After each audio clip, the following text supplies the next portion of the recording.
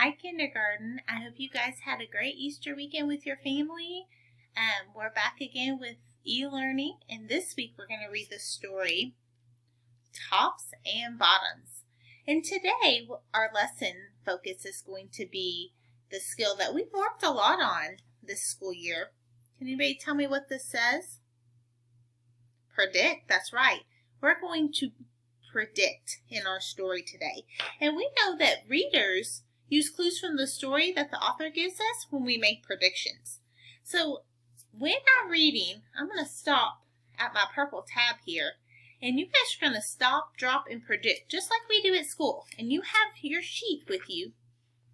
It was in your packet, and at the top it says tops and bottoms, and there's these two little boxes. Okay, because when we get to the purple tab, we're going to stop, drop, and predict. So when I get to the point where I get to the purple tab and we talk about what we're going to predict about, I want you to pause the video, and then I want you to make your prediction. And then you can read or push play again and listen to the end of the story, and then we'll do the second half of the sheet. Okay? So let's start off by reading our story. Our story today is called Tops and Bottoms, and it says adapted and illustrated by Jeanette Stevens. That's weird. It says adapted. Adapted is a different word. Normally it says written by, but it says adapted. And that's because this is a folk tale.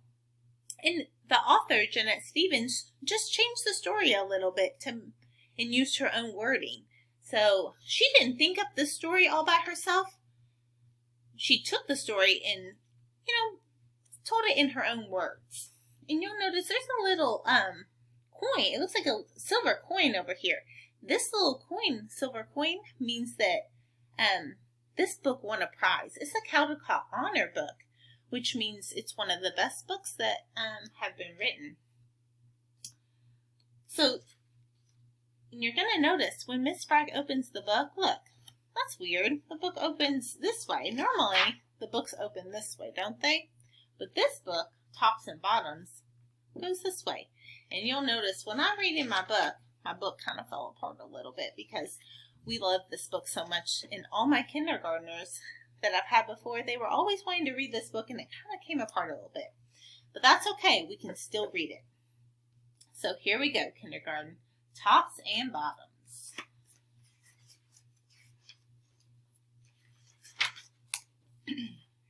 Once upon a time, there lived a very lazy bear who had lots of money and lots of land.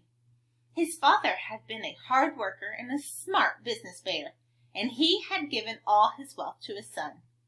But all Bear wanted to do was sleep.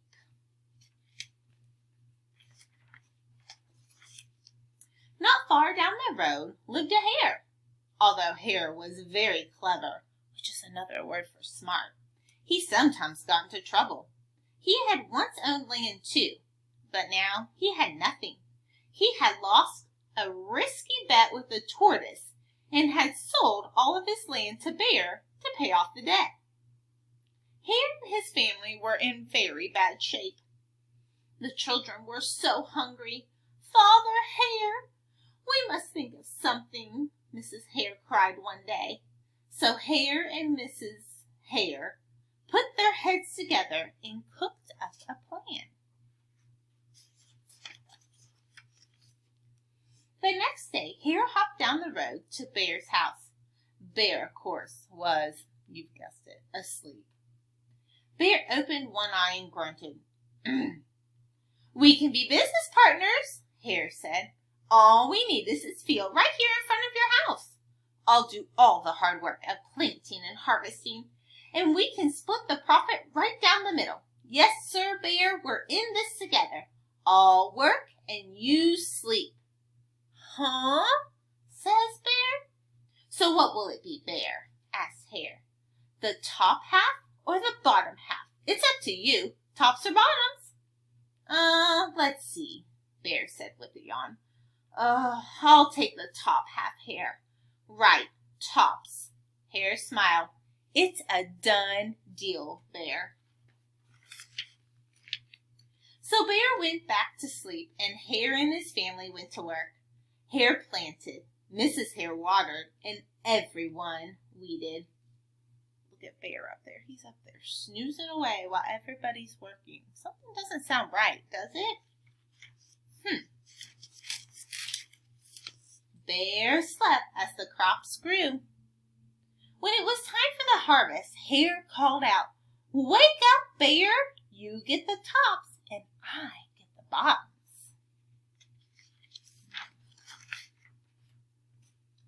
Hare and his family dug up the carrots, the radishes, and the beets. Hare plucked off the tops and tossed them into a pile for Bear. Look at the tops. And put the bottoms aside for himself. Ooh, so the tops are just the weeds that were growing up. And the bottoms are the radishes and carrots. I think I would want what Hare has. I had some radishes just today. Do you like radishes? Bear stared at his pile. "But Hare, all the best parts are in your half. You chose the tops, Bear," Hare said. "Now, Hare, you've tricked me. You plant this field again, and this season I want the bottoms." Hare agreed. "It's a done deal, Bear." So Bear went back to sleep, and Hare and his family went to work. They planted and watered and weeded. And look, there's Bear again, snoozing in his chair. Bear slept as the crops grew. When it was time for the harvest, Hare called out, "Wake up, Bear! You get the bottoms, and I get the tops." Hare and his family gathered up the lettuce and the broccoli and the celery. Hare pulled off the bottoms for Bear and put the tops in his own pile. Look, bottoms, tops. I think Bear's going to be happy. Bear looked at his pile and scowled. "Hare, you cheated me again." "But Bear," Hare said, "you wanted the bottoms this time." Bear growled. "You plant this field again, Hare. You've tricked me twice, and you owe me one season of both tops and bottoms." "You're right. Poor old Bear," sighed Hare. "It's only fair you get both tops and bottoms this time." "It's a done deal, Bear." All right, we made it to my purple sticky notes. So what you're going to do is you're going to stop, drop, and predict. So I want you to get out your sheet that says tops and bottoms, and you're going to come over here to the top box. And the question is, what they want you to make a prediction on is, what do you think will happen now that Bear has picked the tops and the bottoms? So the author said just a couple sentences before that Bear said, "Hare, you tricked me twice." So what do you think is going to happen? Make a prediction using the clues that the author has given us. So I want you to pause the video, go sit down, and make your prediction. And when you're all done, come back to the video. All right, so hopefully you're done with your prediction. Now we're going to read on. So the prediction you just made was, what do you think will happen now that Bear has picked the tops and the bottoms?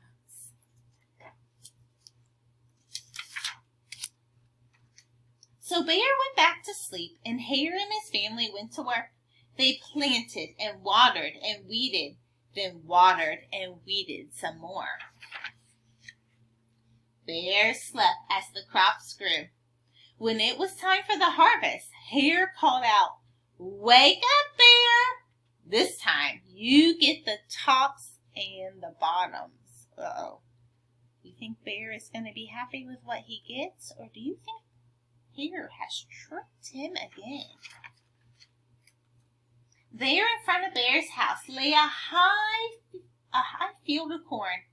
Hare and his family yanked up every corn stalk. Hare tucked off the roots at the bottom and the tassels at the top and put them in a pile for Bear. Then he carefully collected the ears of corn in the middle and placed them in his own pile. Bear rubbed his eyes and watched See, Bear? You get the tops and the bottoms. I get the middles. Yes, sir, Bear. It's a done deal.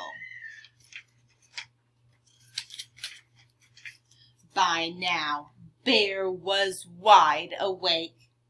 That's it, Hare, he hollered.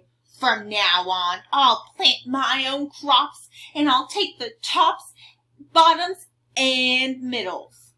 Hare and his family scooped up the corn and hopped down the road toward home.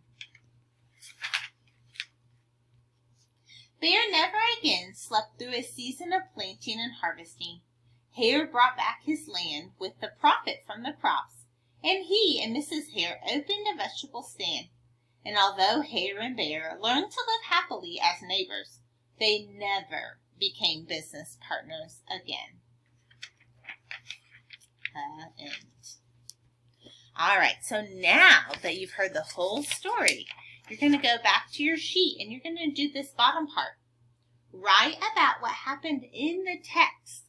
So you're going to tell me what actually happened after Bear picked the tops and the bottoms. What actually happened? Hare tricked Bear again, didn't he? So you're going to write that Hare tricked Bear again. And you're going to draw a little picture here. And then down here it says, was that prediction correct? Or did the author surprise me? And remember, we talked about sometimes when I'm reading, I make the wrong prediction. And I actually like when the author surprises me. That means that the author went a different direction and surprised me. Sometimes that's the best kind of stories. All right, kindergarten, I hope you enjoyed our story today. Have a great